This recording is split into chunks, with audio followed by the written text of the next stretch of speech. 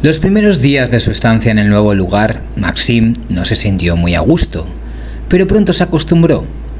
Sin embargo, tuvo que aceptar algunas de las tradiciones de la casa, como el entrenamiento matutino en el gimnasio. Al principio Maxim no era muy optimista al respecto, pero al tercer día sintió que empezaba a gustarle. El calentamiento era antes del desayuno y los ejercicios más serios se hacían por la tarde. Las clases variaban desde el entrenamiento puramente físico hasta el trabajo con armas y el combate cuerpo a cuerpo.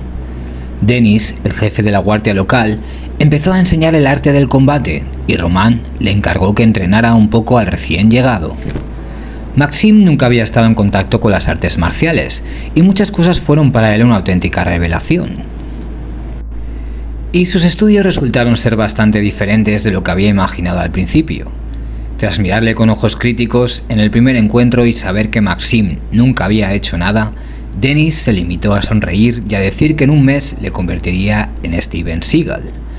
Maxim se preparó para un duro entrenamiento, pero no era nada de eso, ni siquiera parecido.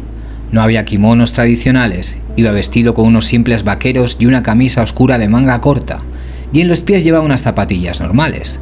Como Denis le había explicado, uno debe trabajar con la ropa que lleva habitualmente, de lo contrario todo se convierte en un deporte ordinario, muy alejado de la realidad. Denis no hacía que Maxim ejercitara golpes o combinaciones estándar hasta la extenuación. En su sistema todo se basaba en la espontaneidad, en las reacciones humanas naturales, así que no había técnicas como tales. No tomes lo que te muestro como esquemas congelados, animó Denis a Maxim. Es importante tener una cultura del movimiento, es importante enseñar a tu cuerpo a trabajar espontáneamente, en función de la situación concreta. Nunca aprendas técnicas como tales, simplemente no existen. Trabaja con principios, formas generales de movimientos. Cuando luchas, nunca sabes lo que harás en el momento siguiente. Es tu cuerpo el que decide, y lo principal es no interferir con él. Nunca pienses sobre tus acciones. Tu cuerpo debe trabajar espontáneamente. Solo en este caso obtendrás buenos resultados. Denis tenía poco más de 30 años y según él llevaba como mucho 7 practicando artes marciales, pero resultaba difícil creerlo, sobre todo al ver lo que hacía en combate. El cuerpo de Denis era como una mancha de mercurio, tan plástico parecía y tan plásticos parecían sus movimientos. Intenta agarrarme, surgió Denis a su nuevo alumno durante la primera lección. Vamos, no seas tímido. Maxim lo intentó, al principio con bastante timidez. Luego, tras los primeros intentos infructuosos, se excitó mucho, pero nunca consiguió agarrar a Denis. Inexplicablemente para Maxim, este seguía escabulléndose, zafándose fácilmente de cualquier abrazo, rompiendo cualquier agarre con movimientos aparentemente imperceptibles. Estaba aquí, no huía, y sin embargo es imposible agarrarlo. Además, Maxim se caía de vez en cuando, cada vez que Denis estaba casi en sus brazos. Hacía un movimiento imperceptible, casi imperceptible, y Maxim, habiendo perdido pie, caía al suelo. Un acalorado Maxim de respiración pesada estaba de pie resoplando cansadamente. Denis lo miraba con sonrisa irónica. «De acuerdo, dejaré que me pegues», dijo. «Puedes atacarme, golpearme con las manos, con los pies, con lo que quieras». La ira crecía en el pecho de Maxim. Bueno, si ese es el caso, y se abalanzó sobre Denis con renovado vigor. Lo persiguió por el pasillo durante unos 5 minutos y el resultado fue prácticamente el mismo, con la única diferencia de que ahora Maxim se caía aún más a menudo. Con movimientos imperceptibles y borrosos, Denis convertía en absurdas todas las acciones de Maxim. Hiciera lo que hiciera, todo se volvía en su contra. Parecía que había una zona encantada del espacio alrededor de Denis, absolutamente impermeable a cualquier influencia externa. «Dios mío», pensó Maxim, levantándose una vez más del suelo, «¿qué pasará si él también empieza a luchar?». Esta fue la primera lección de demostración, y luego llegó el turno de la técnica propiamente dicha.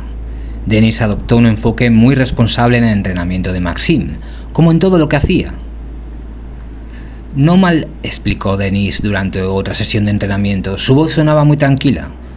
No había impaciencia ni irritación en ella. «No huyas del golpe. No te agaches. Ese es tu error. Al contrario, acércate al adversario. Pégate a él. y no enrollas el golpe correctamente. Te lo enseñaré otra vez. Golpea. Maxim se acercó a Denis y lentamente, para que fuera más fácil comprender la esencia de los movimientos, le asestó un golpe. Mira, continuó Denis con calma, encuentro tu mano derecha con mi muñeca izquierda, enganchándola por debajo, y luego te subo el codo. Fíjate que ahora el codo está más alto que la mano. ¿Lo has entendido? Y ahora acompaño tu brazo, controlándolo con el antebrazo. Tu cabeza se desvía ligeramente. Es como si esquivaras un golpe. ¿Ves? El punto es la naturalidad de este movimiento, su reflexividad. Una vez que lo entiendas, funcionará de por vida. Una vez más. Maxim repitió el golpe observando atentamente las acciones de Denis. Entonces me encuentro contigo con mi muñeca, ruedo alrededor. Presta atención a que el cuerpo se tuerce ligeramente. Y ahora más allá, doy un paso hacia arriba con mi pierna izquierda y en el desenrollamiento del cuerpo golpeo con mi rodilla la ingle. Aunque puede haber un montón de continuaciones aquí, una mano a la ingle, un codo a la cara y así sucesivamente. Denis demostró en Maxim, como en un maniquí, la posible continuación del contraataque. Ahora, inténtalo tú mismo. Por supuesto, no solo las artes marciales entraban en la vida de Maxim. El entrenamiento en el gimnasio le ocupaba unas 2 horas al día, y el resto del tiempo Maxim lo dedicaba a la magia. Siguiendo las instrucciones de Boris, se centró en 2 temas, la cartografía onírica y el solitario Medici. La cartografía tuvo que empezar de cero. Todas sus notas y dibujos anteriores se quedaron en Rostov. Sin embargo, ahora Maxim no disponía de escasas explicaciones de foros de internet, sino de instrucciones detalladas escritas hasta el último detalle. Resultó que un lugar importante en la cartografía lo ocupaba la comprensión general de la estructura del mundo onírico. Cuando nos dormimos, no solo caemos en un sueño, sino que nos encontramos en la llamada bola de percepción. La bola de percepción es un trozo de espacio onírico virtual. Es una especie de balón en cuyo interior se desarrolla para nosotros una u otra trama onírica. En un sueño normal no nos damos cuenta de los límites de este espacio, así que lo tomamos todo al pie de la letra. Los hackers han conseguido averiguar la naturaleza ilusoria de estos mundos. Para asegurarse de ello, basta con que en cualquiera de sus sueños durante algún tiempo vaya recto, sin girar a ninguna parte. Al mismo tiempo, el soñador de vez en cuando trata de distraer la atención de la meta prevista. En su camino hay varios obstáculos.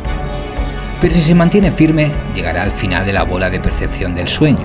Se topará literalmente con un obstáculo, una especie de cortina del mundo, el límite de la burbuja onírica. Algo parecido ocurre en los cines.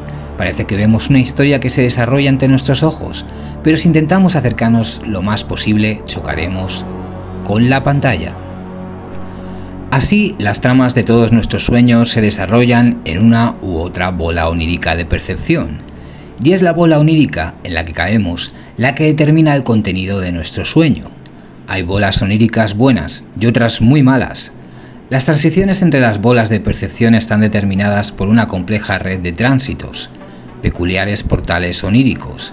Si prestamos atención a los momentos de transición de un sueño a otro, notaremos que casi siempre está relacionado con algún elemento de la bola onírica. Tal elemento puede ser casi cualquier objeto, simplemente arrastra al soñador a otra bola de percepción. Habiendo aprendido el sistema de tránsitos, el soñador puede moverse a voluntad a cualquier bola de percepción necesaria. Aquí es donde la cartografía onírica pasó a primer plano. Al cartografiar el terreno onírico, los hackers aportaron un elemento de orden al mundo de los sueños, crearon algunos puntos de referencia. Las bolas de percepción, antes dispares, empezaron a fusionarse gradualmente. Esto ocurrió cuando el mapa onírico consiguió unir algunos trozos de terreno. Lo más interesante era que en este mapa se unían sorprendentemente elementos de diferentes ciudades, y una calle de Moscú podía, por ejemplo, llevar a una calle de Kiev. De hecho, el mapa del sueño unía elementos de todas las ciudades en las que una persona había estado antes, y no solo ciudades, había espacio para pueblos y aldeas, campos y bosques, ríos y mares. Cientos y cientos de bolas de percepción antes dispares se unían en una imagen extraña, pero bastante conectada. Algunas dificultades se debieron a la inusual orientación del mapa onírico. Teniendo en cuenta que el mundo onírico refleja el real, los hackers cambiaron ligeramente el sistema de coordenadas, y si el oeste y el este permanecían en su sitio, el norte y el sur cambiaban de lugar. Resultó que los hackers no eran los primeros en utilizar un sistema de orientación de este tipo. En concreto, antes que ellos, ya lo habían hecho los taoístas y nuestros chamanes del norte. Tras reflexionar sobre este esquema, Maxim optó por una solución de paja. Empezó a marcar las direcciones como arriba, abajo, lado izquierdo y lado derecho. Así le resultó mucho más fácil. Un lugar especial en el mapa de los sueños lo ocupaban los llamados límites fronterizos. Normalmente se trataba de mares, desiertos, montañas y bosques. Se creía que era imposible o muy difícil penetrar más allá de los límites. Nuestra casa está situada aproximadamente en el centro del mapa. Este lugar tiene la particularidad de encontrarse en la zona de transmutaciones y, a diferencia de otras partes del mapa onírico, cambia constantemente. Si el soñador ha cambiado a menudo de lugar de residencia, esto se hace aún más perceptible. Su casa adquiere cada vez algunas características nuevas. Esto debe tratarse con calma, porque el propósito de la cartografía no es crear un mapa como tal, sino trabajar en la ordenación del mundo onírico. Y un mapa en este caso es un tricks diseñado para alcanzar ciertos objetivos bastante definidos. A saber, la realización de uno mismo en el sueño y la explosión de la memoria onírica. En el primer caso, la persona empieza a reconocer lugares familiares en el sueño y en algún momento se da cuenta de que está soñando. El sueño se convierte en un sueño gestionable. Con el tiempo se producen cambios en la memoria onírica. El soñador empieza a recordar sus antiguos sueños cada vez con más frecuencia. Al principio se trata de sueños aislados, luego su flujo aumenta bruscamente, convirtiéndose en una auténtica avalancha. De hecho, una persona recuerda todos los sueños que ha tenido, momento en el que puede dibujar un mapa con todo detalle. Este proceso es la principal tarea de la cartografía. Los hackers creían que solo después de este momento una persona empieza a soñar de verdad. Era sencillamente imposible abarcar toda la cartografía a la vez. Cuanto más leía Maxim las explicaciones de los hackers, mejor comprendía la inmensidad del tema. Al final, convencido de que no podía dominar ni siquiera la teoría de una sola vez, Maxim decidió proceder gradualmente. Es decir, empezar a hacer un mapa comprendiendo poco a poco las sutilezas del método. Siguiendo el consejo de Oksana, empezó a dedicar al menos 1 hora al día a hacer mapas, trabajando no solo con los sueños actuales, sino también con todos los antiguos que pudiera recordar. Si Maxim había resuelto más o menos la cartografía, el solitario Medici resultó ser bastante complicado. Para sorpresa de Maxim, Oksana se negó a ayudar en este asunto, alegando que el APM era puramente una técnica de acecho y que ella apenas participaba en ella. «Es que los guardianes tienen sus propios métodos de entrenamiento», explicó con una sonrisa. «Estaría encantada de ayudar con los sueños, pero empujar no es lo mío. Te irá mejor con Boris o Román, son muchos mejores que yo». Así que resultó que Maxim tuvo que enfrentarse a la APM por su cuenta. Al principio se limitó a leer los materiales del disco y luego, al darse cuenta de que se le escapaban muchas cosas, hizo un cuaderno y empezó a anotar en él todas las sutilezas del método que le interesaban. Había muchas sutilezas, por lo que Maxim entendía, el solitario se basaba en los conceptos de simpatía y valencia. La simpatía era un cierto deseo inconsciente de lo semejante por lo semejante. En particular, lo poseían las cartas del mismo palo. La valencia definía el tamaño, la cantidad, la medida de algo. En las cartas correspondía a su valor nominal, y las cartas del mismo valor nominal también se atraían. Al principio, cada carta tenía un significado específico. Uno de los esquemas estándar era el siguiente. El as es el poder, cualquier acontecimiento externo que no sucede por nuestra voluntad y que a menudo nos obliga a alguna acción. El rey es la ley, la necesidad de obedecer unas normas, de actuar de esta manera y no de aquella. Cualquier cosa que nos imponga algún tipo de restricción. Una dama es una persona, cualquier ser vivo, desde un ser humano hasta un mosquito. Jack es el mensajero de poder. En este caso somos nosotros, es decir, nuestros deseos y motivaciones. 10 es el resultado o la expectativa. 9, es una acción, en este caso la nuestra. 8. Comunicación. 7. Absorción. 6. Desplazamiento.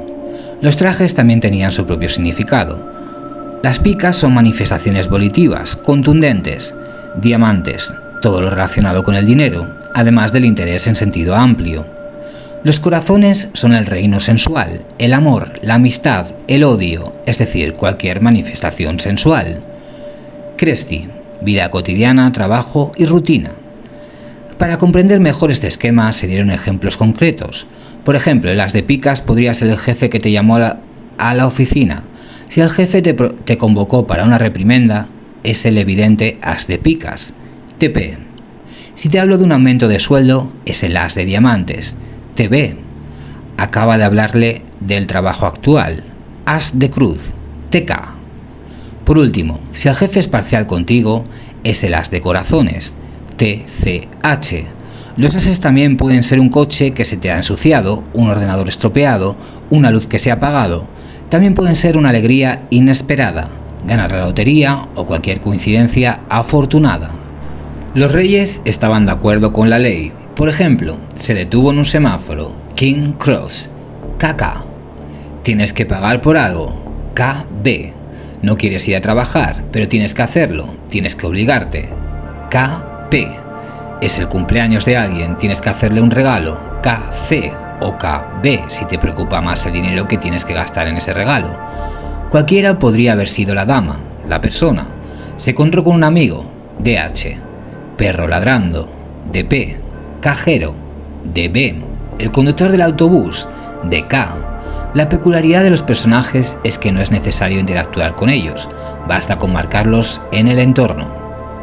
El Jack estaba en la línea de nuestros deseos. Tienes la firme intención de conseguir algo, VP. ¿Quieres ganar mucho dinero? VB. ¿Quieres conocer a alguien? VH. ¿Quieres hacer mejor tu trabajo? VK. Decenas marcaron la espera o el resultado. Finalización de algún trabajo, 10K. Contento de que todo se completó, 10H. El resultado fue malo, 10P. El resultado está relacionado con el dinero, 10B. Se asignaban 9s a cualquier acción que hiciéramos. Cepillarse el pelo, 9K. Comprar algo, 9B. Golpear a alguien en el ojo, 9P. O 9H si te daba placer. 8s. Comunicación. Cualquier tipo de conversación con las criaturas que nos rodean. Pelear con alguien, 8P. Hablar con un dependiente, 8B. Discutir algún problema de negocios, 8K. Conversar con alguien que te gusta, 8H. 7. Absorción. Esto incluía tanto la absorción banal de alimentos como la percepción de cierta información. Por ejemplo, me enteré de algo desagradable, 7B. Por el contrario, una buena noticia, 7P. Sentarse a desayunar, 7K. Contar el dinero del monedero, 7B. Los 6s son movimiento. Se trata tanto de nuestro movimiento como del movimiento de algo o alguien de un lugar a otro. Ir a trabajar por la mañana, 6K. Ir a la tienda, 6B. Ir a una cita, 6H. Ir a averiguar sobre una relación, 6P. Era muy importante darse cuenta de que podíamos describir cualquier acontecimiento con una carta de casi cualquier palo o denominación. Todo dependía de nuestra actitud ante este acontecimiento. Por ejemplo, bebí un vaso de zumo con placer, 7H. No quiero, pero bebo, 7P. Beber pensando en que cuesta dinero, 7B. Solo beber, 7K. Es decir, el esquema no estaba congelado. Cada uno podía cambiarlo a su antojo y discreción. Además, estaba prescrito ajustar el esquema estándar a uno mismo, hacerlo conveniente. Aquí todo estaba permitido. Se podían cambiar las interpretaciones de las cartas, ampliar estas interpretaciones, no había restricciones. De hecho, cada hacker se inventaba su propio lenguaje de comunicación con el universo, inherente solo a él.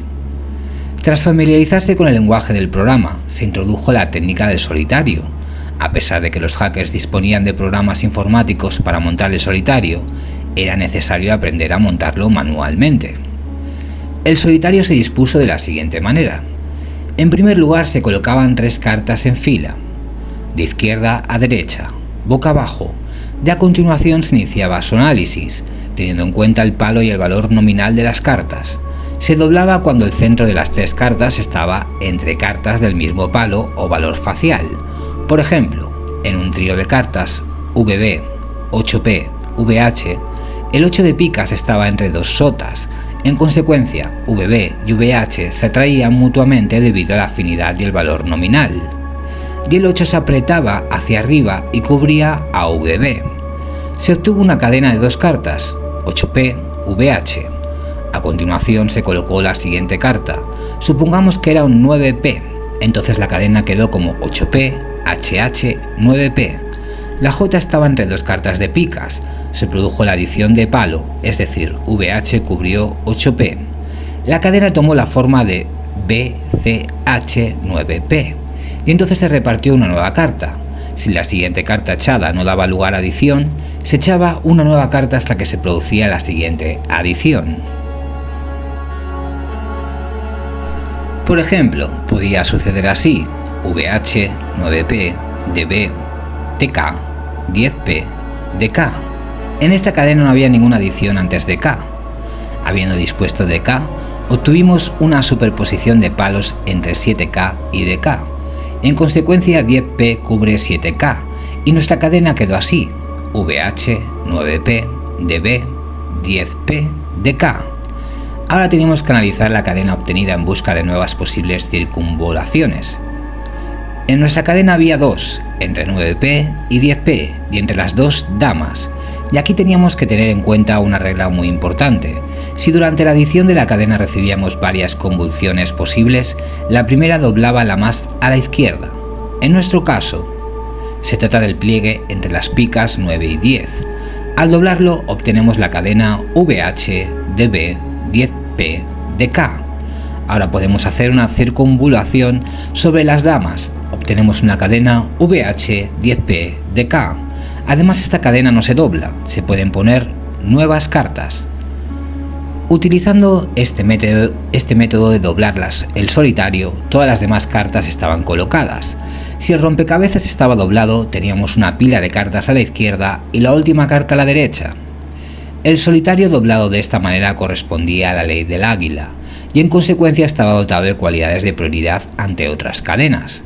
Habiendo compuesto un solitario, era necesario cumplirlo en la práctica, realizando o marcando alrededor de uno mismo acontecimientos correspondientes a cartas concretas. Por ejemplo, nuestra cadena podía tener la siguiente forma: VB, 8P, VC, 9P, DB, 7K, 10P, DC, TCH, 9K, 6K, KB, 7P, 9B, TP, TC, DC, VC, 7H, VP, KC, 10K, 10B, KC, DP, TB, 10H, 8K, KP, 7B, 6H, 8B, 8H, 6B, 6B, 9H, 6P, 6P, 6P. En todo esto aparecen algunos corchetes, que significan los límites de los tactos o la circunvolución. La carta objetivo de esta cadena era TB, por lo que podía utilizarse para obtener un resultado monetario, por ejemplo, para jugar a la lotería. Para mayor comodidad, el solitario se anotaba en un cuaderno y se cronometraba, es decir, el tiempo aproximado asignado para la realización de cada carta. Había varios esquemas de cronometraje. En el más sencillo, uno mismo fijaba un ritmo conveniente.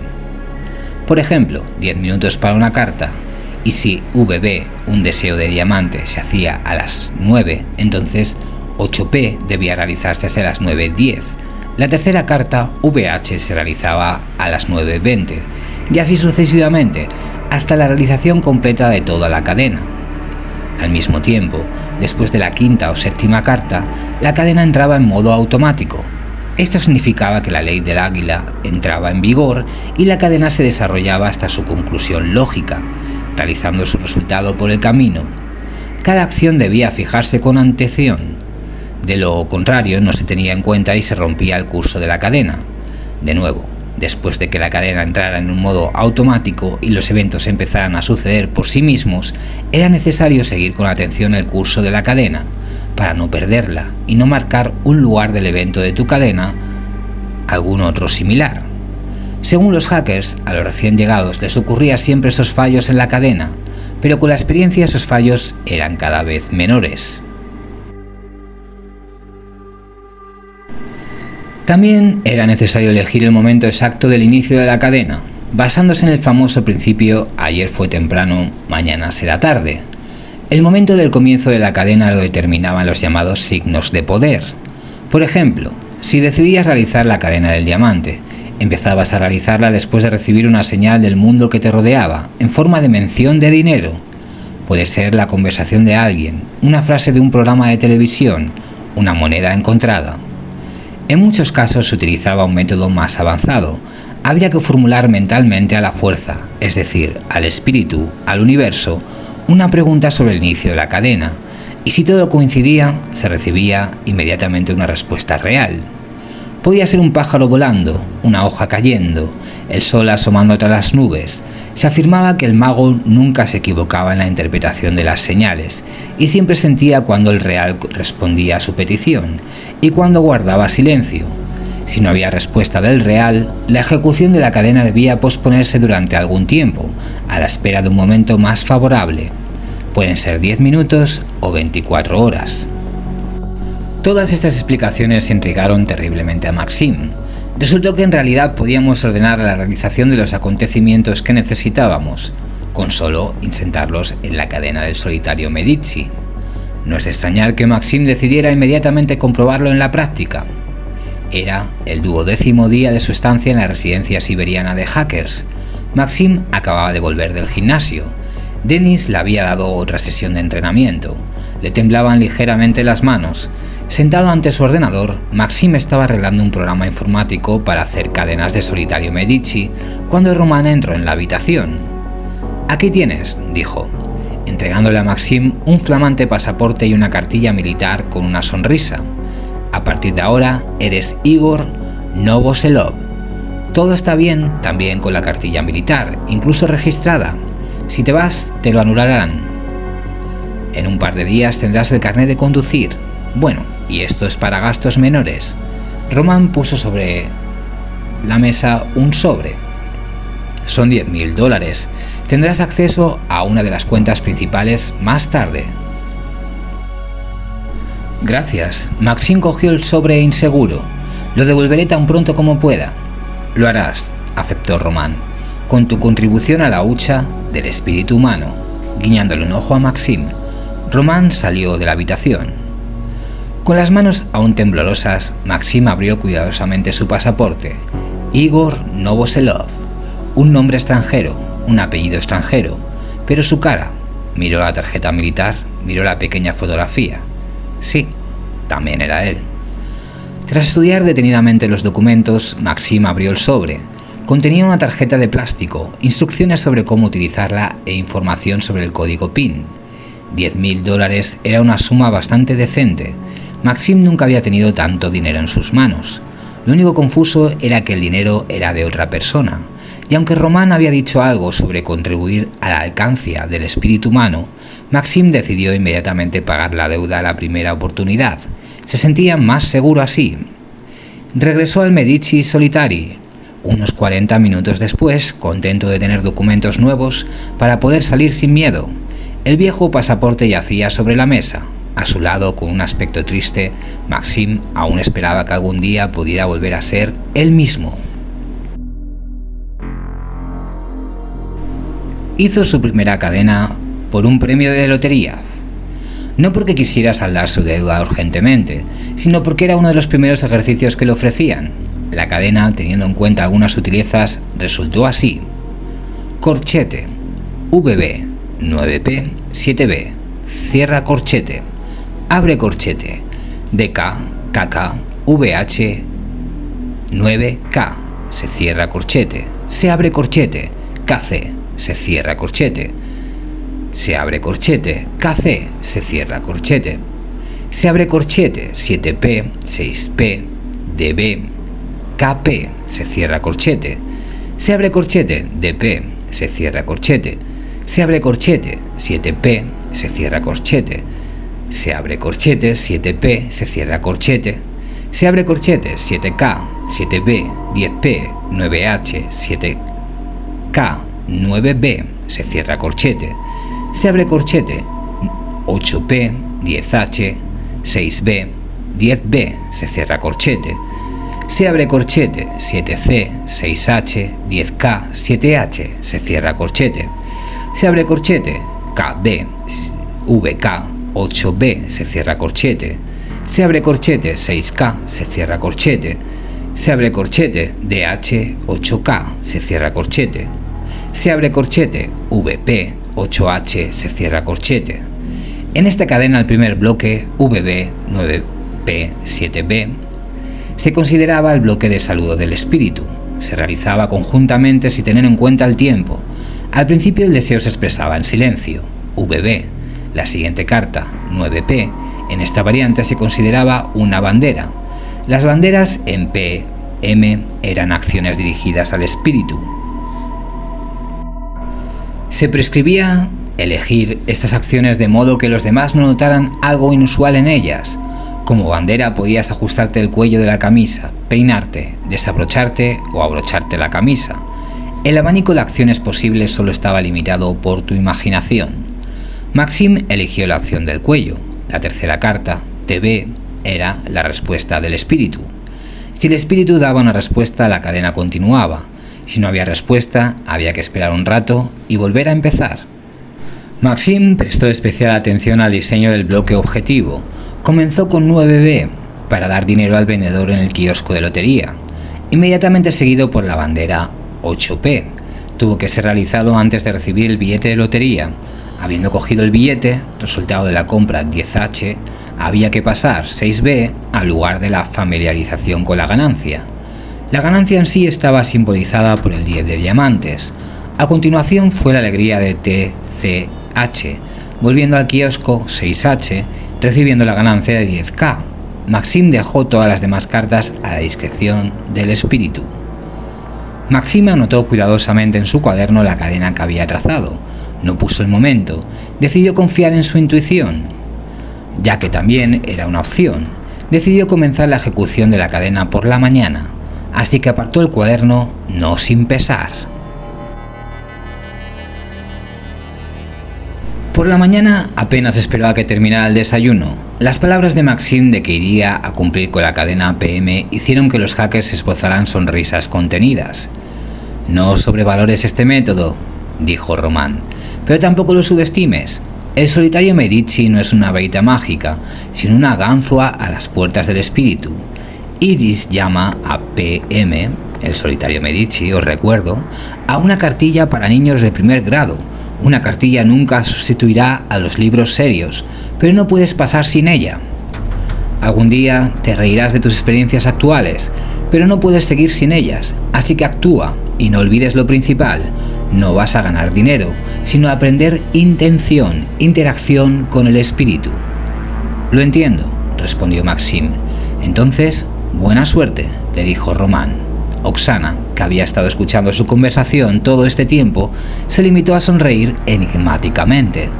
Así pues, todo estaba listo. Sintiéndose inusualmente animado, Maxim salió de la finca. El guardia cerró la puerta detrás de él. Miró a su alrededor para ver si alguien le observaba. Sacó un cuaderno y una pluma estilográfica.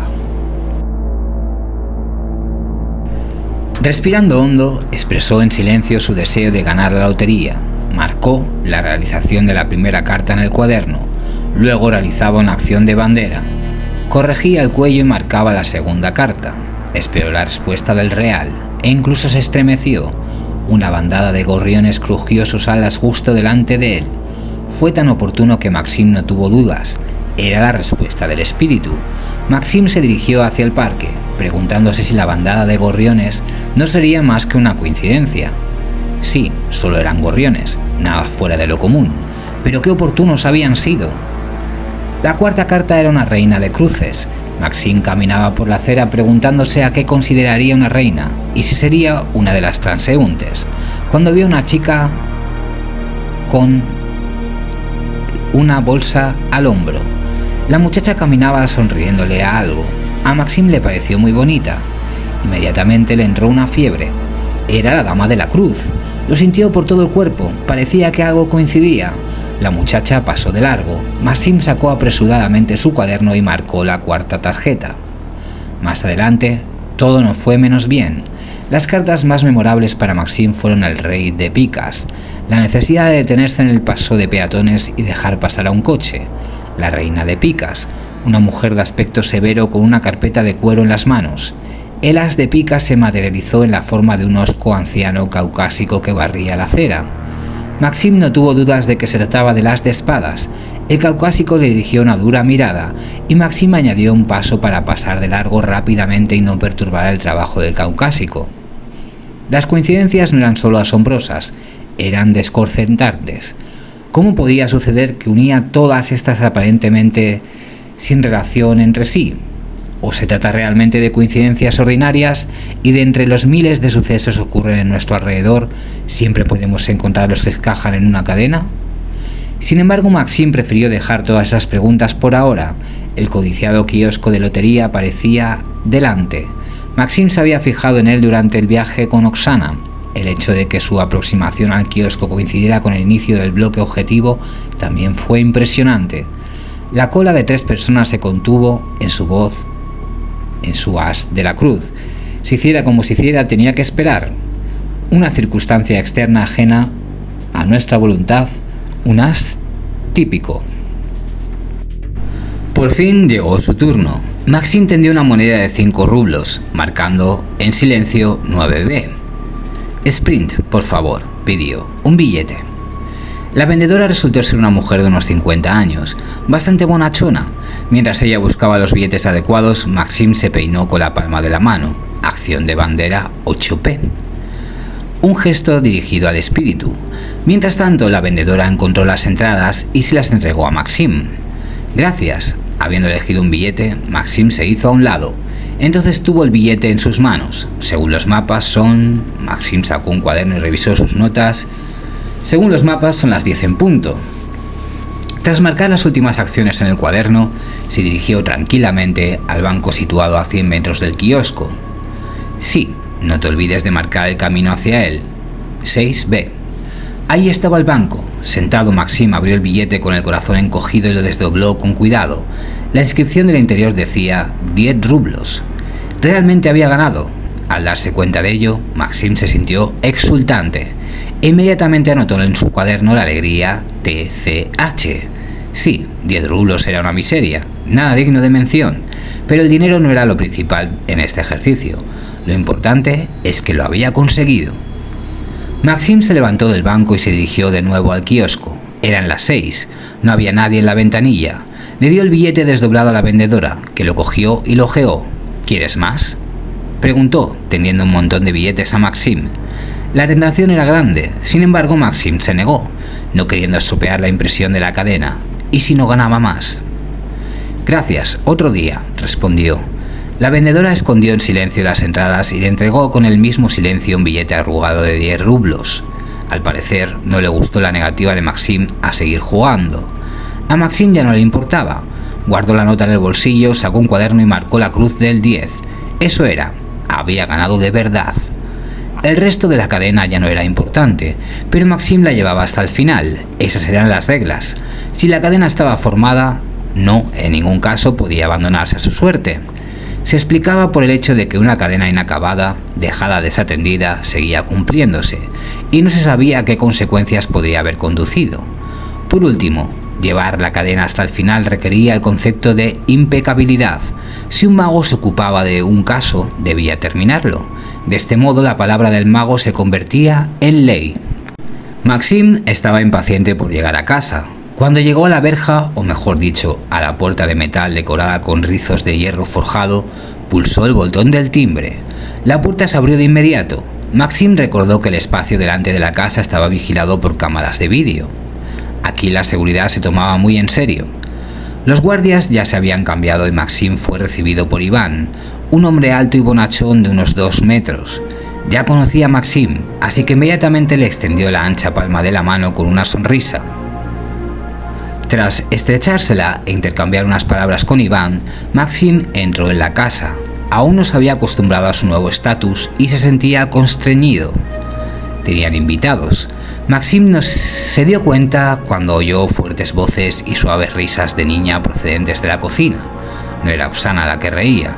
Su voz Maxim la había reconocido inmediatamente. No sabiendo si ir arriba o al encuentro de los invitados, Maxim se detuvo en el pasillo. Decidió subir ya que le parecía lo correcto. No quería estar fuera de lugar. Sin embargo, no tuvo tiempo de marcharse. La puerta que daba a la cocina se abrió y Oksana apareció en el umbral. «Vamos, Maxim», dijo claramente, luchando por contener la risa. «Boris está llamando». Era como si le hubieran quitado una montaña de encima. Con un suspiro de alivio, Maxim fue a la cocina. «Aquí está nuestro acosador», le saludó Boris. «Maxim, te presento a Rada». Había una chica sentada a la derecha de Boris. Al principio Maxim estimó su edad en unos 25 años, pero luego decidió que era mayor. Desde el primer vistazo Maxim sintió una extraña calma en la apariencia de Rada. Su mirada era especialmente sorprendente, pura, radiante. Poseía sin embargo una extraña fuerza interior. También había en ella un toque de condescendencia. Rada miraba a Maxim como un profesor de toda la vida mira a un niño de primer curso. Exteriormente, Rada también recordaba a Maxim a una profesora. Era bastante delgada, vestida con un estricto traje de negocios, el pelo castaño trenzado bien arreglado en la nuca, frente alta y abierta, cara limpia, sonrisa suave y unos ojos increíbles. «Hola», saludó a Maxim. «Hola, Maxim», respondió Rada, con voz tranquila y calmada. «Pero cambiemos a tú enseguida. Ahora nos veremos muy a menudo. Siéntate».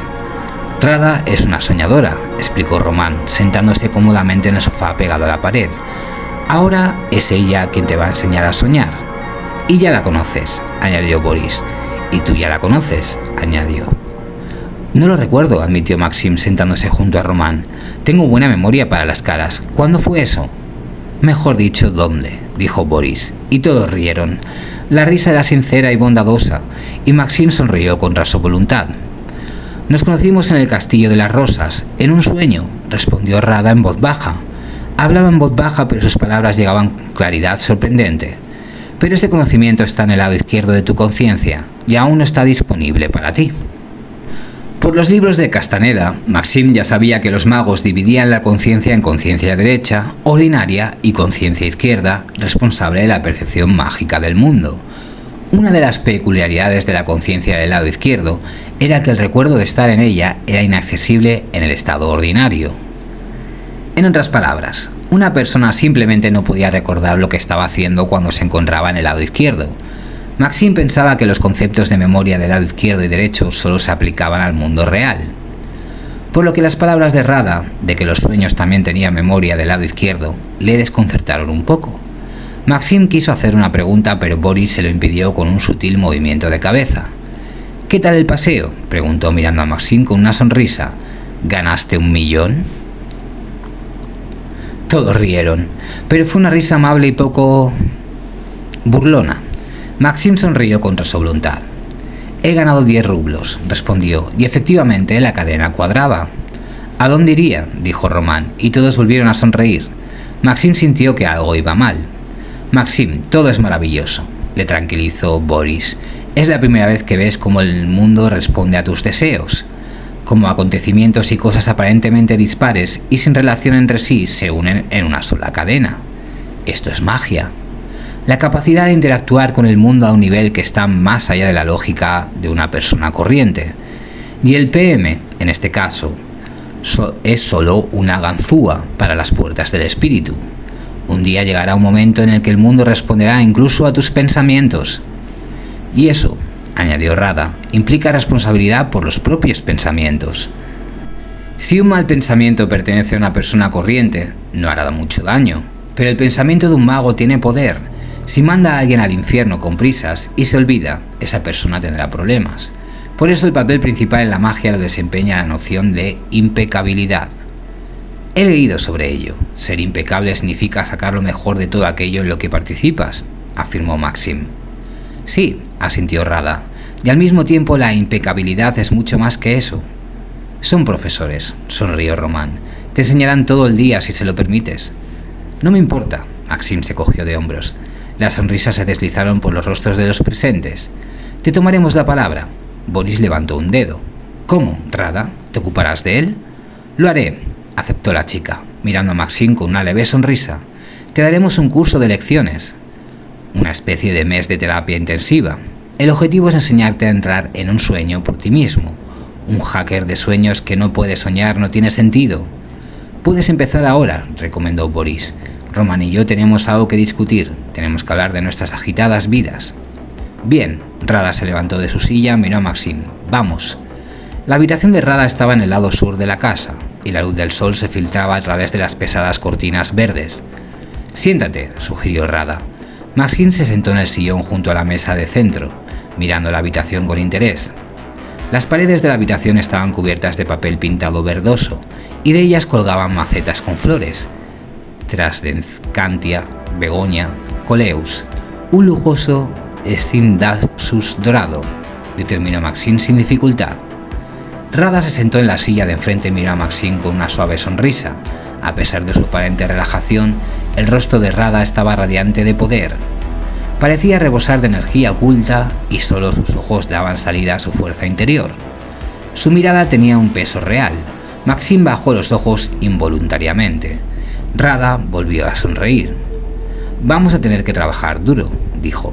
Puedo hacer muchas cosas, pero en mi última instancia depende de ti. En primer lugar, necesito tu consentimiento para aprender de mí. No es una mera formalidad. Tu consentimiento me permitirá introducirte en el flujo de mi poder. Sin ese consentimiento, el conocimiento no tendrá el poder que necesita. Estoy de acuerdo, dijo Maxim, sintiéndose ligeramente nervioso. La combinación de la penumbra de la habitación y la suave voz de Rada era sorprendente, y había una extraordinaria armonía en todo ello. Bien, vayamos al grano. Primero déjame hacerte una pregunta. ¿Qué es un sueño? Quiero saber cómo lo entiendes tú. Es la capacidad de realizarte en un sueño, respondió Maxim. Ya he estado en un sueño una vez, junto con Boris. Ya has estado en el sueño 5 veces, le corrigió Rada. Lo que pasa es que ahora no te acuerdas de las otras veces. Estaba a punto de preguntar sobre esto. ¿Por qué no lo recuerdo? Si he entendido bien, hay 2 mundos, el real y el onírico. El mundo real es el tonal, la mitad derecha. El mundo de los sueños es el nahual, la mitad izquierda. Cuando nos despertamos podemos traer recuerdos del nahual al tonal, ¿o no es así? En realidad no es así, asintió Rada. En primer lugar, no se puede equiparar el mundo onírico con el nahual. Es un error. Hay un tonal, formado por el mundo real y el mundo onírico. Hay otras capas del tonal, pero las dejaremos por ahora. Cuando te duermes, simplemente estás cambiando una capa de lo tonal por otra, y nada más. Así que lo tonal es todo aquello para lo que tenemos una descripción. Es el reino de la mente. Podemos hablar de los sueños, podemos estudiarlos, podemos describirlos. En consecuencia, el mundo de los sueños pertenece a lo tonal. Nahual, en cambio, está más allá de la comprensión. No podemos hablar de él de forma inteligente, solo podemos ser testigos de su manifestación. En cuanto a la memoria, está directamente relacionada con la posición del punto de ensamblaje. Maxim ya había leído sobre el punto de ensamblaje en los libros de Castaneda. Este punto estaba situado en el cuerpo energético de una persona, detrás de su omóplato derecho. Los magos lo veían como un punto de intensa luminiscencia, rodeado de un halo más pálido. Se creía que el punto de ensamblaje era el responsable de nuestra percepción. Si se desplazaba hacia un lado u otro, la percepción de una persona cambiaba. Según entendía Maxim, el punto de ensamblaje podía compararse con una flecha en la escala de un receptor de radio. Al girar el botón de sintonización, la flecha se desplaza y permite sintonizar otras emisoras de radio. Al desplazar el punto de ensamblaje, era posible no solo cambiar la percepción de este mundo, sino también ensamblar mundos completamente nuevos.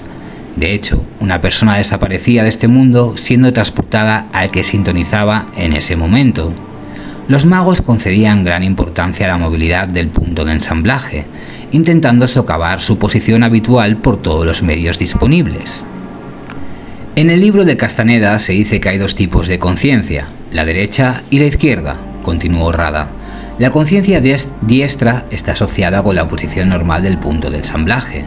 Cuando desplazas el punto de ensamblaje puedes entrar en la conciencia zurda. Su peculiaridad es que la memoria está en posición del punto de ensamblaje, no está conectada con la memoria ordinaria. En el mundo real, uno puede estar tanto en el lado derecho como en el izquierdo. Exactamente la misma maniobra se puede hacer en un sueño. Y del mismo modo que en el mundo real, no recordarás lo que te ocurrió en el lado izquierdo. Los sueños de los zurdos tampoco serán accesibles a tu memoria. Imagina que tienes 2 discos duros en tu ordenador. Utilizas uno, pero por alguna razón no puedes acceder al otro. El sistema no puede verlo en absoluto, ni siquiera sabes que existe. Así se comporta la memoria zurda. Puede almacenar enormes cantidades de información, pero toda ella nos resulta inaccesible. Pero un día llega el momento en que 2 partes del todo empiezan a unirse. Una persona recuerda de repente algo que no ha ocurrido nunca en su vida. Retazos de memoria del lado izquierdo empiezan a filtrarse en el derecho. La persona recuerda cada vez más hasta que une su memoria en un todo. No tienes la experiencia de estar en el lado izquierdo en la vida real, pero tienes la experiencia del lado izquierdo o sueños, nahual. Algún día lo recordarás todo. Maxim se quedó un rato en silencio, pensando en lo que había oído. Luego volvió a mirar a Rada. Vale, pero los sueños también consisten en desplazar el punto de ensamblaje, y por eso no deberíamos recordar lo que soñamos, pero a menudo recordamos los sueños. ¿Cómo podemos explicarlo? Esto se debe a la posición del punto de ensamblaje, explicó Rada. Imagina un trozo de papel con un círculo dibujado en él. Pon un punto en el centro del círculo. El punto es la posición normal del punto de ensamblaje. Toda el área dentro del círculo es una zona de pequeñas fluctuaciones del punto de ensamblaje. Puede moverse dentro de este círculo, cambiando ligeramente nuestra conciencia. Una persona puede percibir estas fluctuaciones del punto de ensamblaje como un cambio de humor. Toda la zona dentro del círculo corresponde al estado de vigilia de una persona. Fuera del círculo está el mundo de los sueños. Cuando el punto de ensamblaje se desplaza más allá del círculo, la persona se queda dormida. La naturaleza de los sueños depende de dónde se haya desplazado exactamente el punto de ensamblaje. Pero atención, donde quiera que esté el punto de ensamblaje en nuestro modelo no sale de la superficie de la hoja, así que todo es conciencia derecha. Pero si damos al punto de ensamblaje la posibilidad de desplazarse no solo a lo largo del plano, sino también hacia arriba y abajo, obtenemos otra escala de referencia. Este movimiento, alejarse de moverse a lo largo del plano, será la transición a la conciencia zurda. Sí, algo se está aclarando, pensó Maxim durante un rato. Quería preguntarte otra cosa. En la red me he topado con algunos hackers que mencionan que hay sueños conscientes y sueños gestionados. ¿Cuál es la diferencia entre ellos? La diferencia es el grado de conciencia. En los sueños conscientes puede variar de mínimo, cuando apenas te das cuenta de que estás soñando, a muy alto, cuando puedes evaluar tu entorno de forma bastante adecuada y eres capaz de investigar un poco. Sin embargo, sigues siendo un invitado en el sueño. Los sueños gestionados aparecen cuando te conviertes en el amo. Es la etapa de gestión absoluta. Entras en el sueño cuando quieres y te quedas en él todo el tiempo que necesitas. El mundo onírico no se convierte en algo exótico para ti, accesible en raros momentos de consciencia, sino en un hábitat de pleno derecho. La distinción entre este mundo y este se difumina. ¿Se trata de ser un visionario? La verdad es que no. Solo digo que los 2 mundos se vuelven iguales para ti. Ahora vives este mundo como anfitrión y vienes al mundo de los sueños como invitado. Yo gestiono los 2 mundos por igual. Me da igual dónde estar. Digamos que para ti esta habitación y la de al lado son básicamente iguales. Puedes estar en una, puedes ir a la otra. Son diferentes de alguna manera, pero son iguales en estatus para ti. No te importa dónde estés. Para los hackers este mundo y el de los sueños son igualmente iguales. En cuanto a estar en un sueño, es un poco diferente. Tomemos nuestro ejemplo de las habitaciones. Pueden ser iguales para ti, pero al mismo tiempo permanecen separadas entre sí. Puedes estar en una, puedes estar en otra, pero sigues teniendo que ir de habitación en habitación. Pero si quieres, puedes derribar el muro que separa las habitaciones uniéndolas. En nuestro caso, combinamos el mundo real y el mundo de los sueños, y cada uno adopta las características del otro. ¿Lo has entendido? Rada sonrió. La verdad es que no. admitió Maxim. Comprendo la teoría, pero ¿qué significa en la práctica? Muchas cosas. Mira esto. Rada señaló una maceta de Scindapsus. Esta flor es un depredador. No es recomendable tenerla en el dormitorio. Solo está aquí porque estudia la energía de las plantas. Ahora mismo es solo una flor, bastante bonita. Pero combinemos el mundo ordinario y el mundo de los sueños. Rada miró la flor con una sonrisa. No ocurrió nada. Maxim estaba a punto de hacer una pregunta, cuando de repente se dio cuenta de que la flor se movía. Miró más de cerca. Efectivamente se movía. Las hermosas hojas moteadas giraron lentamente, como si olfatearan el espacio, y delgados zarcillos depredadores aparecieron en el tallo flexible. La flor empezó a estirarse hacia arriba, lanzando más y más hojas. Todo sucedió casi en completo silencio. En un par de minutos la criatura depredadora había conseguido cubrir casi un tercio de la pared. Su corazón latía con fuerza y Maxim se agarró al reposabrazos de la silla. Lo que estaba viendo le parecía un milagro. «Extiéndele la mano», dijo Rada. «No tengas miedo, no pasará nada malo. Por cierto, se llama Héctor». Maxim se levantó lentamente de su silla, el miedo en su alma luchando con la curiosidad. Se acercó a la pared, extendió cautelosamente la mano. Obviamente la flor sintió que se acechaba. De repente se congeló y sus hojas se volvieron hacia Maxim. La sensación fue muy desagradable. Maxim se sintió y se dio cuenta de repente que la flor lo estaba mirando.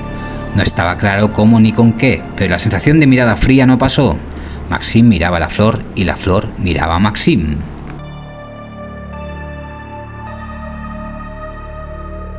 «Tócala», sugirió Rada. «Adelante». Maxim realmente no quería hacerlo, pero no podía no seguir las instrucciones de Rada. Extendió la mano hacia una de las hojas, que retrocedió ligeramente. En esos momentos, la flor no parecía una planta, sino un animal insólito. Maxim alargó insistentemente la mano hacia la hoja y la tocó suavemente. Inmediatamente lanzó un grito y rebotó. Un zarcillo verde depredador que giraba rápidamente como si se le hubiera clavado una cuchilla en el dedo. «Mierda», murmuró Maxim, mirándose con cautela al dedo, que ya tenía varias manchitas rojas. «Creo que es suficiente», dijo Rada. Maxim volvió a mirar la flor y casi se estremeció. Los frondosos matorrales verdes que habían ocupado una cuarta parte de la pared habían desaparecido, y el mismo Scindapsus, de aspecto familiar, crecía ahora en la maceta. Lo único que le recordaba lo sucedido era el dolor en el dedo. «Lo siento, no le caíste bien», dijo Rada con una sonrisa. «A Héctor no le gustan los extraños». «No te preocupes, se le pasará pronto. Siéntate». Maxim se incorporó, miró la hilera de manchas sanguinolientas que se extendía por su dedo, luego miró la flor, y solo entonces dirigió su mirada a Rada. La muchacha sonrió. «Verás, la flor no ha cambiado nada, pero te duele el dedo. Esto es ser cosmovisión. La fusión de dos mundos, dos visiones del mundo». «¿Todas las flores se comportan así?», preguntó Maxim. «No», Rada se encogió de hombros. «En este caso la flor simplemente reflejaba mi intención. Si lo hubiera deseado bien podría haberte arrancado el brazo de un mordisco». «¿Por qué?», Rada miró a Maxim detenidamente. «Porque en el espacio de esta habitación tú eres el invitado y yo soy la anfitriona. Y soy yo quien establece las reglas del juego aquí. ¿Lo has entendido?» «Sí», dijo Maxim. «Ya veo». Rada volvió a sonreír. Su sonrisa era muy suave. «Ahora ves cómo puede cambiar la realidad que te rodea. Tienes que aprender a cambiarla tú mismo. Ahora no, te llevará años y años, pero debes ver el panorama completo, debes comprender el significado de lo que estás haciendo». Rada guardó silencio durante unos segundos reflexionando. «Ya sabes que los magos se dividen en soñadores y acechadores. Los soñadores empiezan su trabajo en el mundo de los sueños y los acechadores en el mundo real. Pero el resultado final para ambos es casi el mismo. Es como un palo, tiene dos extremos, pero también hay un medio. Los acechadores se mueven hacia el centro desde un extremo y los soñadores desde el otro. El resultado final es el control total de la realidad, la comunicación, o mejor dicho, la fusión con el espíritu. Tienes talento para soñar, por eso soy yo quien se comunica contigo y no Iris, por ejemplo. Puedo decirte que tienes mucha suerte». Rada sonrió. «¿Suerte contigo?». Maxim también sonrió involuntariamente. «No», sacudió Rada la cabeza, con los ojos brillantes. «Tienes suerte de no haber acabado con Iris. No te habrías librado de unas cuantas llagas en el dedo». Rada rió suavemente. Su risa sonó muy agradable para Maxim. «Pero continuemos», dijo. «Como te he dicho, tu trabajo es aprender a entrar en un sueño». Y para hacerlo tendrás que crear un portal onírico, o como diría Boris, un punto de entrada. Le gustan los términos informáticos, explicó Rada. El punto de entrada puede crearse de varias maneras. Por ejemplo, puedes aprender a visualizar un punto de un color determinado, que es el método que yo utilizo. Mi color es el verde. Para entrar en un sueño simplemente cierro los ojos, veo una luz verde.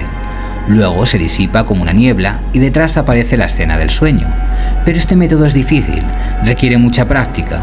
Así que te propongo otra forma. Consiste en lo siguiente: cuando te vayas a la cama, túmbate un rato para tranquilizarte. Cuando sientas que puedes conciliar el sueño, imagina ante ti un largo pasillo con filas de puertas a cada lado. Puede ser un pasillo que te resulte familiar o uno creado por tu imaginación. La segunda opción es mejor porque no se fijarán elementos familiares. Tu tarea consiste en visualizar el pasillo lo mejor posible. Presta atención al suelo, las paredes, el techo, las bombillas. En lugar de lámparas puede haber antorchas. Una vez que te sientas en el pasillo, camina por él. Al final del pasillo verás una puerta. Detrás de ella está el mundo de los sueños. La puerta es el punto de entrada. Las mujeres deben elegir una de las puertas de los lados, la de la izquierda o la derecha. Sin embargo, sonrió Rada, esto no te concierne. La puerta para los hombres está exactamente en el centro. Cuando veas la puerta, intenta verla lo mejor posible. Además, puedes pintarla de tu color enseguida. Como te he dicho, la mía es verde. La tuya puede ser de cualquier color. Otro color, por ejemplo amarillo, naranja o cualquier tonalidad. Lo importante es que te guste el color, que sea tu color. Entonces, abre la puerta. Atraviesa la puerta y duérmete sin pensar en nada. No podrás entrar en el sueño inmediatamente. Tus primeros sueños aparecerán por la mañana. Con el tiempo aprenderás a ser consciente del momento de quedarte dormido y entrar en el sueño enseguida. El pasillo y la puerta se transformarán al principio solo en la puerta y luego solo quedará el color verde. Cierra los ojos, ve un punto y estarás en el sueño, pero debes empezar por el pasillo y la puerta visualizándolos cada noche. Creo que aquí está claro, ¿no? Sí, asintió Maxim, pensando que todo esto tendría que ser escrito. Maravilloso, sonrió Rada. Sigamos. Se quedó callado un segundo y luego continuó. La capacidad de realizarnos en un sueño está directamente relacionada con nuestro nivel de energía y atención entrenada. Como recordarás, Don Juan aconsejó a Castaneda que no malgastara energía en tonterías, que se convirtiera en un auténtico tacaño en este sentido. Esto es absolutamente cierto. Tú también deberías seguir este consejo, no malgastar energía en tonterías. Pero, ¿y la energía que ya hemos gastado? Rada levantó las cejas, invitando a Maxim a responder a la pregunta. No lo sé, admitió Maxim. Si se gastó, se gastó. Deberíamos sacar conclusiones de esto y no cometer errores similares en el futuro. Es cierto, convino Rada. Pero los hackers fueron más allá. Recuerda la revisitación de tu vida, recomendada por Castaneda, restaurando en la memoria acontecimientos anteriores, reviviéndolos de nuevo. Los magos devuelven su energía y dan la de otra persona. Es un método eficaz, pero complicado y muy largo. Si recuerdan, Doña Soledad pasó 5 años en el cajón de revisión. Los hackers no son tan pacientes. En los ojos de Rada brilló una sonrisa. Somos gorrones en ese sentido, y en lugar de cincelar un muro inexpugnable, cavamos bajo él, o incluso le metemos una ganzúa a la puerta. Eso es exactamente lo que hicimos con el restablecimiento de la energía. Hay 2 métodos principales, el método del acechador, que utiliza el solitario Medici, y el método del sueño, que busca la energía perdida en los sueños. Practicarás ambos métodos. Pregunta a Boris sobre cómo restaurar la energía utilizando el solitario. Él te lo explicará mejor que yo. Te hablaré del segundo método, se llama recuperación de la luminosidad. Su esencia es la siguiente. Rada volvió a guardar silencio durante un rato. Al investigar los sueños, continuó, los hackers han observado algo interesante. Visitar ciertos lugares oníricos provoca un aumento de energía. La capacidad de reconocerse a uno mismo mejora y la vitalidad aumenta.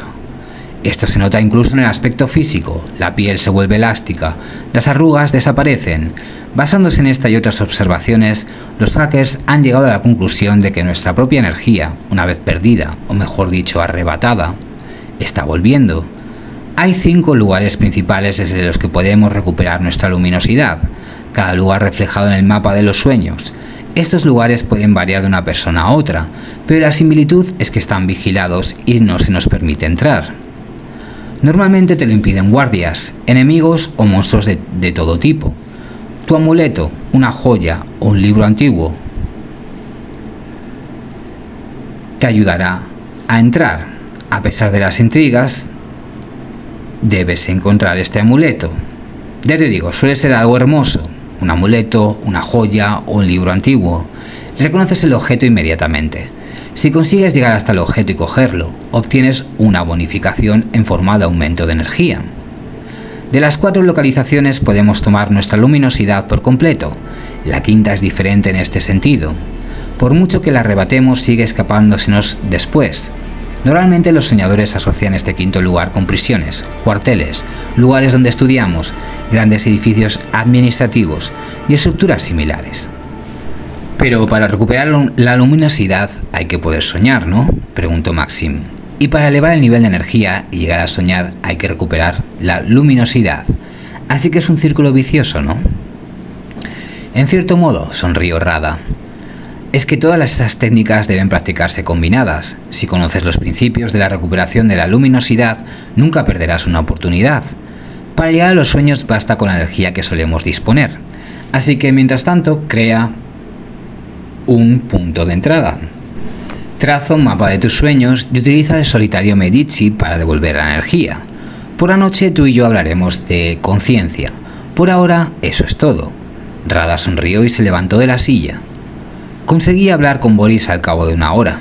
Al preguntarle sobre cómo utilizar la PM para devolver la energía, Boris se limitó a sonreír. Está todo en el disco que te di, dijo. Solo tienes que buscarlo. Pero ya que preguntas, puedo explicártelo. Vamos a mi habitación. En la sala, Boris se lanzó inmediatamente a dar explicaciones. Creo que ya te habrás dado cuenta de que en el solitario Medici utilizamos una conexión de elementos no del todo habitual, realizando la cadena según las reglas de PM.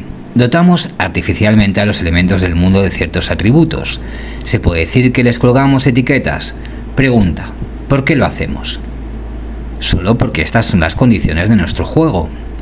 Al elaborar el solitario Medici, al crear un lenguaje programático peculiar solo para ti, creas un determinado espacio virtual, una determinada subrutina que empieza a influir en los acontecimientos que ocurren a tu alrededor.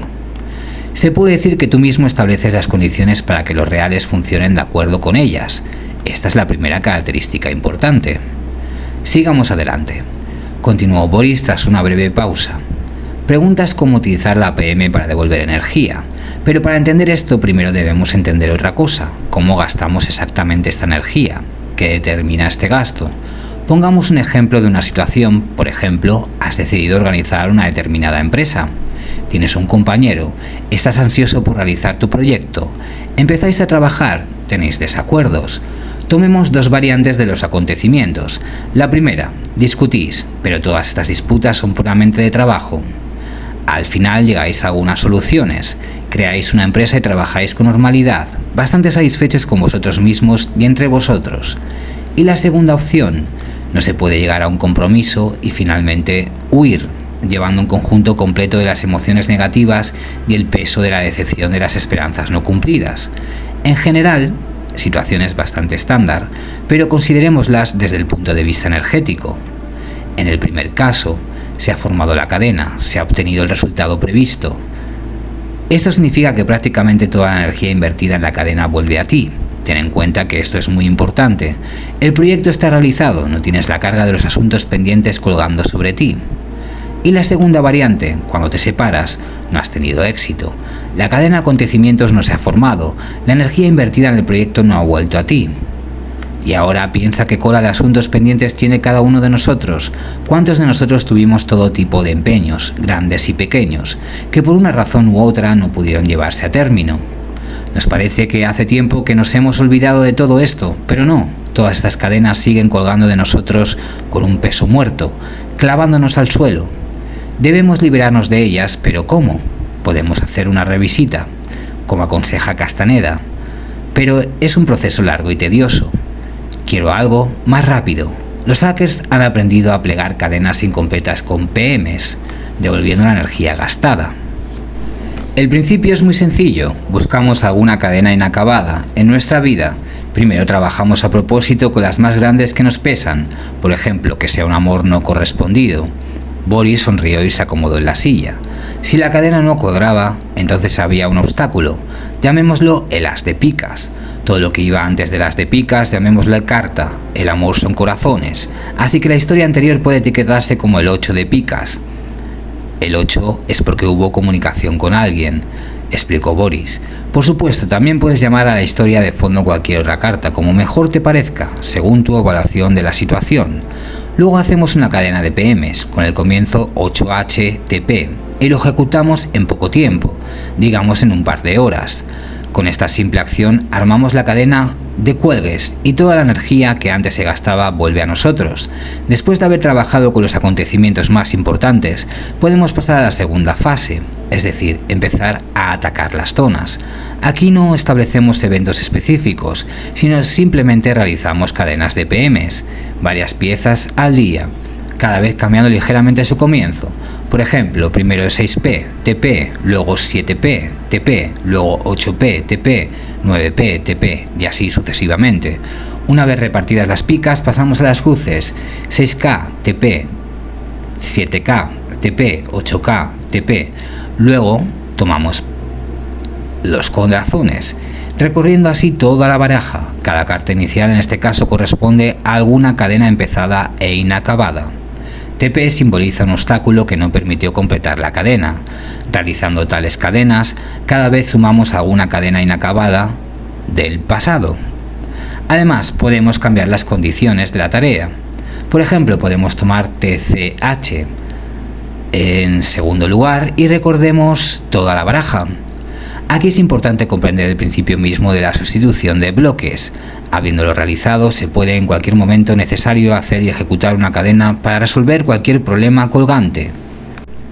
Este tipo de trabajo con las cadenas del pasado permite recuperar mucha energía gastada y deshacerse de la basura del pasado que cuelga de nosotros.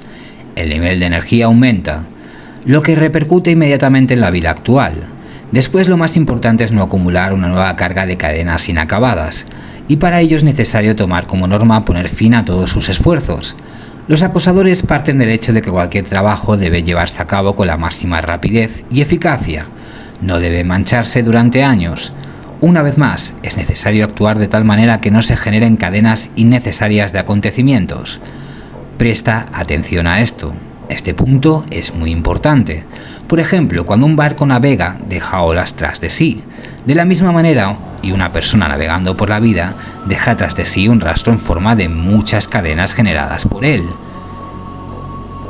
El acechador en este sentido no flota, se desliza sobre el mar de la vida, dejando en su superficie apenas perceptible rastro. ¿Y si en mi vida hubiera muchas cadenas con el mismo principio?, preguntó Maxim. Entonces, una cadena con el comienzo correspondiente no bastaría para cubrir toda la cola de demás similares, ¿no? No es suficiente, convino Boris, pero nadie te impide repetir este proceso varias veces. Lo más importante aquí es implicarse en el proceso, suscitar el flujo adecuado, y entonces el flujo te arrastrará en la dirección correcta.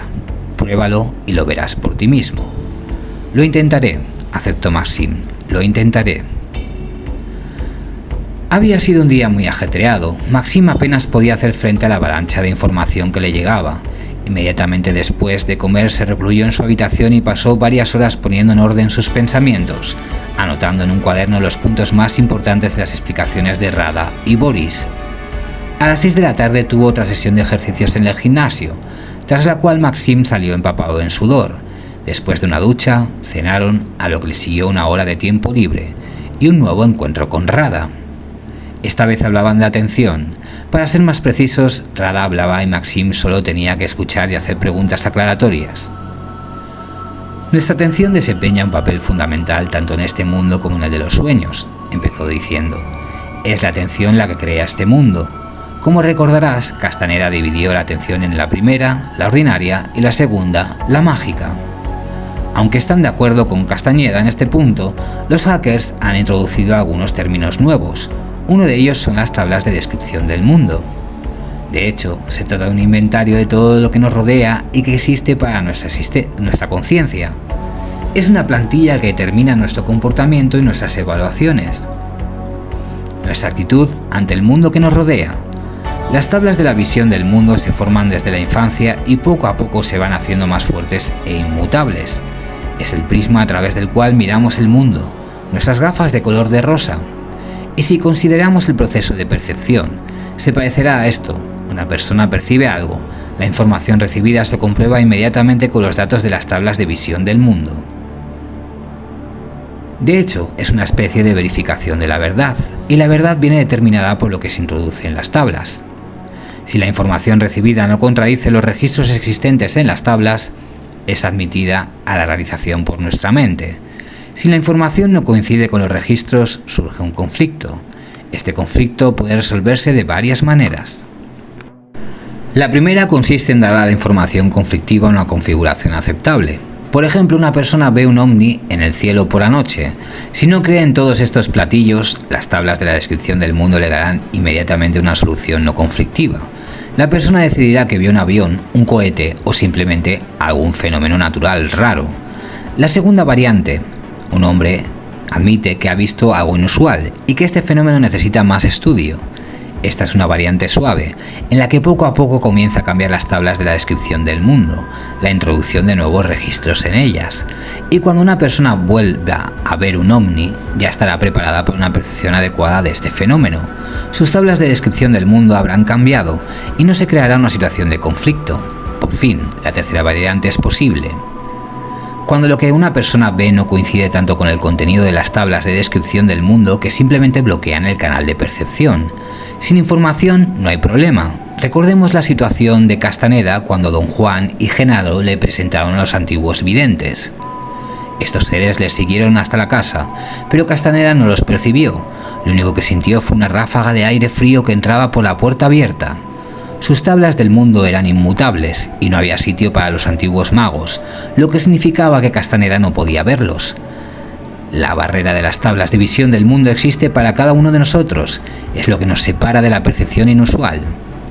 Puedo asegurar que la memoria del lado izquierdo de cada persona almacena muchos episodios de percepción inusual, pero el recuerdo de ellos no puede abrirse paso hacia el lado derecho, se lo impide la rígida barrera de las tablas de descripción del mundo. Sí, pero cuando me mostraste esa flor, Maxim señaló con la cabeza al Stindapsus, la vi con toda normalidad, es decir, vi que se movía, que estaba viva. ¿Qué hacían mis tablas de descripción del mundo en ese momento? Es una buena pregunta, sonrió Rada. Lo que ocurre es que cualquier explicación solo encierra una parte de la verdad y no debe tomarse como un esquema congelado. Las tablas de visión del mundo de cada persona tienen sus peculiaridades. Algunas están dispuestas a aceptar milagros, otras personas no.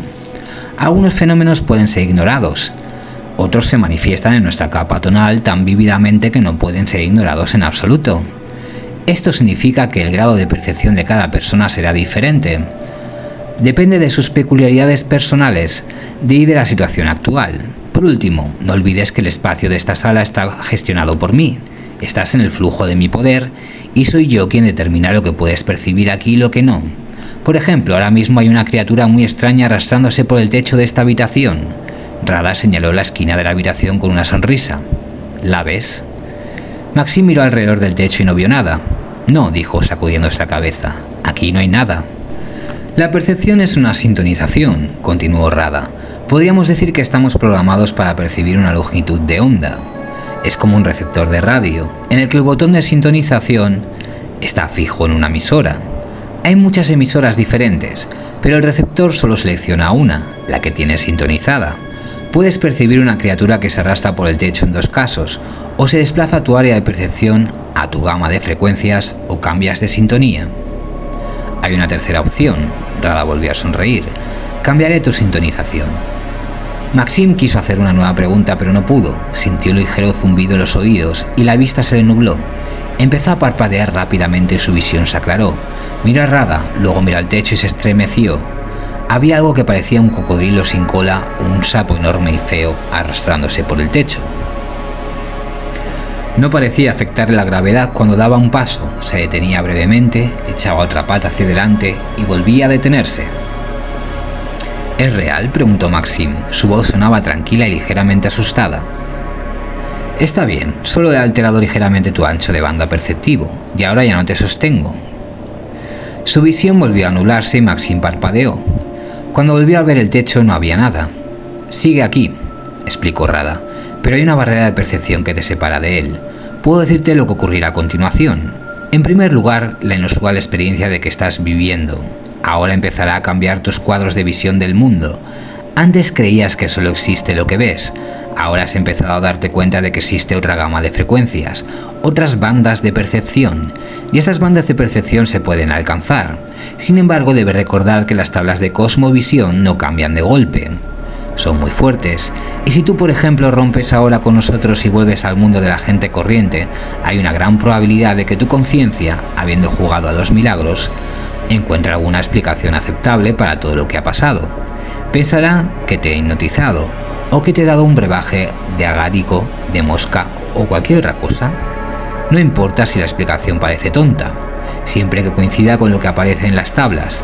Por otro lado, si no te vas y profundizas cada vez más en el mundo de la magia, tus tablas de descripción del mundo empezarán a cambiar, involuntariamente, de acuerdo con la nueva configuración. Y un día, cuando realmente se realicen nuevas entradas en ellas, obtendrás nuevas oportunidades. ¿Qué tipo de oportunidades? Depende de tu intención, de la dirección en la que estés trabajando. Recuerda cómo Don Juan convenció a Castaneda. Le dijo que la magia es muy simple, que está al alcance de nuestras manos, solo que es difícil convencerse de que es posible. Y convencerse significa hacer una anotación en las tablas de la cosmovisión que autoriza ciertos milagros. ¿Son los portales también un cambio de tablas de reacción del mundo? Más bien se trata de hacer una nueva entrada en ellos.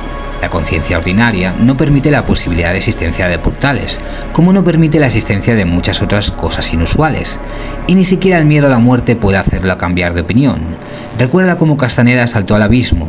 Su atención tenía que recoger otro mundo. Castaneda lo consiguió, pasó a otra capa tonal, sin llegar al fondo del abismo. Sus tablas de visión del mundo se lo permitían. Habían sido preparadas por un largo y meticuloso trabajo, pero hubo otras personas, las que, siguiendo el ejemplo de Castaneda, se adentraron en el abismo esperando un milagro, murieron. ¿Y por qué? Porque había otra entrada en sus tablas de visión del mundo. El que cae desde una gran altura siempre se estrella, y la valentía en este caso nos salva de la estupidez. Una persona así salta al abismo, grita con furia, «Yo creo», y la voz interior responde, «Yo no». Los milagros son posibles solo cuando estás preparado para ellos. ¿Así que tengo que convencerme de que los portales son posibles? No puedes convencerte a ti mismo, sonrió Rada, y esta es la dificultad. Igual que una gota afila una piedra, las tablas de la visión del mundo se cambian con un trabajo largo y minucioso. En el caso de los portales, hay que empezar por comprender la estructura del mundo, entender cómo funciona, qué leyes lo rigen. Esto te dará pistas sobre cómo se puede lograr el paso a través del portal. Obtendrás algunas pistas que te permitirán buscar formas prácticas de alcanzar estas posibilidades. Al final, un día abrirás efectivamente un portal, pero no será un feliz accidente, sino el resultado de un largo y duro trabajo.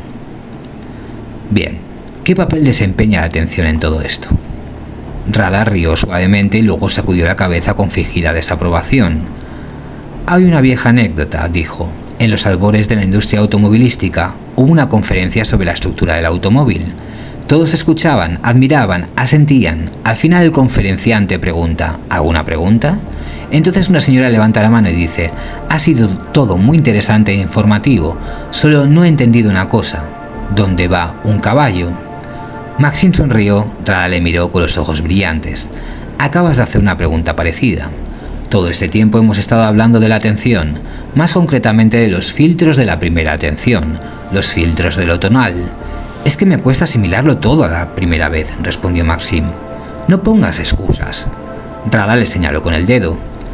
Olvida esa tonta costumbre, así que una vez más, es nuestra atención la que crea el mundo. Y la atención está ligada a las tablas de la visión del mundo, que determinan qué es qué en este mundo. Vemos el mundo de una forma editada, no como es en realidad. Nuestra atención está entrenada para percibir solo lo que está registrado en las tablas de la cosmovisión. En ese sentido, la atención sí crea el mundo, o mejor dicho, una proyección de él que llega a nuestra mente. Las tablas tienen una configuración por defecto. A los magos no les gusta esto, y cambian estas configuraciones según sus necesidades. Como resultado, empezamos a percibir cosas de las que antes no nos dábamos cuenta. y la función de percibir, no percibir, es la función principal de la atención. Por lo tanto, cuando trabajamos con las tablas de la cosmovisión, trabajamos con la atención. Ahora, atrévete a decir que no lo entiendes y Héctor y yo, Rada miró la flor, organizaremos una sangrienta masacre. Entonces supondremos que lo entiendo, respondió Maxim y se rió con Rada. Luego añadió, lo entenderé. Solo necesito tiempo para tenerlo todo en una imagen coherente. Esperemos que sí, dijo Rada. Bueno, hablemos del tipo de atención más familiar. Para darnos cuenta de lo que ocurre en un sueño necesitamos entrenar nuestra atención, nuestra capacidad de concentración. Para ello existen todo tipo de métodos, como la contemplación, descrita por Castaneda. En esta estantería, Rada señaló una de las estanterías de la pared, hay un montón de cosas buenas para la contemplación. Rada se levantó de la silla y abrió la mesita de noche, de la que sacó varias alfombras finas y bien dobladas, más parecidas a manteles. Elige uno, sugirió. Sería mejor si el color coincidiera con el del portal de tus sueños. Había 10 manteles, todos de distintos colores. ¿Este?, preguntó Maxim, eligiendo el de color naranja parduzco. ¿Estás seguro?, intervino Rada. Ten en cuenta que los magos no cambian de opinión. Este color deberá gustarte mucho. Me gusta, respondió Maxim, cálido pero no demasiado brillante. Bien, aceptó Rada, guardando el resto de las sábanas. Contemplarás de esta manera, te sentarás contra la pared sobre la colchoneta, la tienes en el armario y te pondrás una almohada bajo la espalda. Si es necesario, ponte pequeñas almohadillas bajo las rodillas. La comodidad es importante aquí. Extiendes la esterilla a 1 metro de ti y colocas sobre ella el objeto que has elegido para la contemplación. Con los ojos ligeramente tapados, mira con calma, relajado. Toda la atención se concentra en el objeto de contemplación. Intenta simplemente mirar sin analizar lo que ves. Esto es muy importante. Dedica al menos 2 horas al día a este ejercicio. Más, por favor, pero no menos. Puedes hacerlo ahora mismo, cuando termine. Una sonrisa se deslizó por los labios de Rada. Además, tendrás una tarea más, aprender a concentrarte en lo que estás haciendo en este momento. En otras palabras, tus pensamientos no deben ir de un lado a otro como en una manada de monos asustados. Tu atención debe centrarse en una cosa a la vez. Todo esto sirve para reforzar tu atención. Rada deja de hablar y sonríe. Creo que es suficiente por hoy, dijo. Elige 3 cosas para contemplar y no te olvides de la alfombra. ¿Qué es mejor elegir?, preguntó Maxim levantándose del sillón y acercándose a la estantería. Aquí había de todo, pequeñas estatuillas, joyas, bustos de poetas y músicos, cubos para niños, castañas secas, muchas piedras de colores y muchas otras cosas. Cualquier cosa, respondió Rada. Es mejor si es algo natural. Las cosas que crea la gente llevan su impronta. Después de pensarlo un poco, Maxim eligió una castaña seca y 2 hermosas piedras. Eso bastará, dijo Rada, apreciando su elección. Puedes contemplar un objeto cada vez, preferiblemente sin cambiarlos con demasiada frecuencia. Es decir, puedes contemplar un objeto durante varios meses. Eso es todo. Hablaremos del resto mañana. Ya lo tengo, Rada. Gracias. Maxim cogió la esterilla y salió de la habitación. De vuelta a su habitación, Maxim lamentó la lamentable falta de tiempo. Solitario, cartografía, gimnasio, contemplación. Ahora debería haberse sentado a contemplar. Pero en lugar de eso se sentó en la mesa y empezó a tomar notas en su cuaderno. Sentía que necesitaba sistematizar sus conocimientos y haría la contemplación antes de ir a la cama.